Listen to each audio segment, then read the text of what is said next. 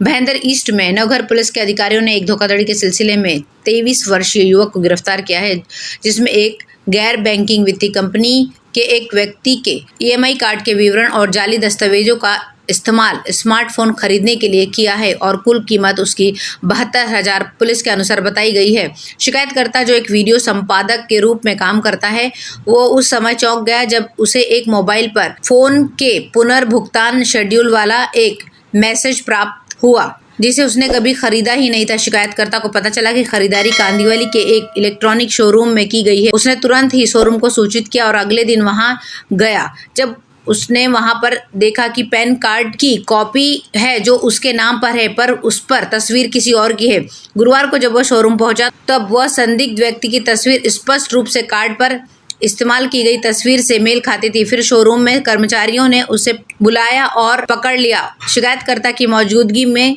उन्होंने उस आरोपी को नवघर पुलिस को सौंप दिया। आरोपी के खिलाफ नवघर पुलिस स्टेशन में आईपीएस की धारा 420 के तहत मामला दर्ज किया गया है। एक प्रतिष्ठित वित्त कंपनी द्वारा प्रदान किया गया कार्ड पूर्व अनुमोदित ऋण सीमा के साथ आता है और खरीदार को खरीदारी को आसान मासिक किस्तों में बदलने के लिए होता है, न कि धोखाधड़ी करने के लिए। मीराबंदर नगर पालिका के स्कूल 15 जून से शुरू हो गए हैं। 2 साल बाद स्कूल शुरू होने के बाद पहले दिन यूनिफॉर्म बांटे जाने की उम्मीद थी, लेकिन छात्रों को पहले दिन यूनिफॉर्म नहीं दिए जाने पर अभिभावकों और छात्रों ने नाराजगी जताई है।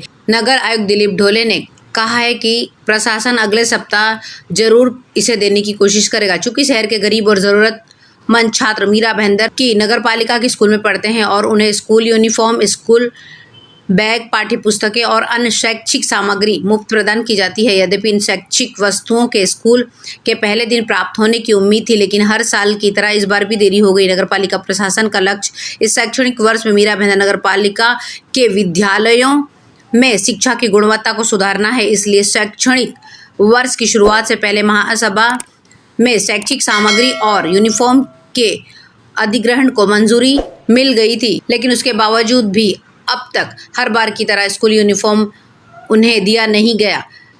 कोरोना महामारी के चलते स्कूल 2 साल से बंद था। 15 जून से स्कूल शुरू हो गए हैं। साथ ही छात्रों और अभिभावकों को ये उम्मीद थी कि इस बार वक्त पर यूनिफॉर्म मिलेगा, लेकिन यूनिफॉर्म नहीं मिला, जिससे छात्र परेशान हो गए।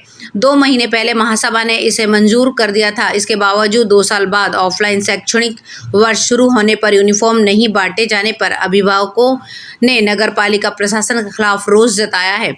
नगर प्रशासन नगर पालिका के स्कूल के छात्रों को फीस सुविधाएं मुहैया कराने का प्रयास कर रहा है। यूनिफॉर्म के ठेके की प्रक्रिया पूरी कर ली गई है। नगर पालिका आयुक्त दिलीप ढोले ने कहा कि अगले सप्ताह हम यूनिफॉर्म जरूर दे देंगे।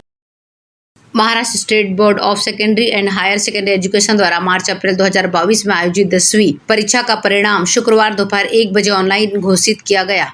इस साल मीरा भाईंदर शहर के 10वीं कक्षा का परिणाम 98.40% आया है। यह परीक्षा कोरोना महामारी के बाद हुई थी, ऐसे में सभी छात्र दबाव में थे। इस साल मैट्रिक की परीक्षा 15 मार्च से 4 अप्रैल तक आयोजित की गई थी। पिछले कुछ दिनों से छात्र रिजल्ट का इंतजार कर रहे थे। फाइनल रिजल्ट का इंतजार शुक्रवार को खत्म हो गया। मीरा भाईंदर के 148 स्कूलों के छात्र 10वीं की परीक्षा में बैठे थे। ये शहर में 10वीं की परीक्षा के लिए 11,227 छात्रों ने परीक्षा फॉर्म भरे थे, लेकिन उनमें से 5,902 लड़के और 5,292 लड़कियां थी। कुल मिलाकर 11,194 छात्र परीक्षा में बैठे थे। इनमें से 5,785 लड़कों और 5,203 लड़कियों में से 11,015 छात्रों ने परीक्षा पास कर ली है। परिणाम से छात्र व अभिभावक खुश हैं।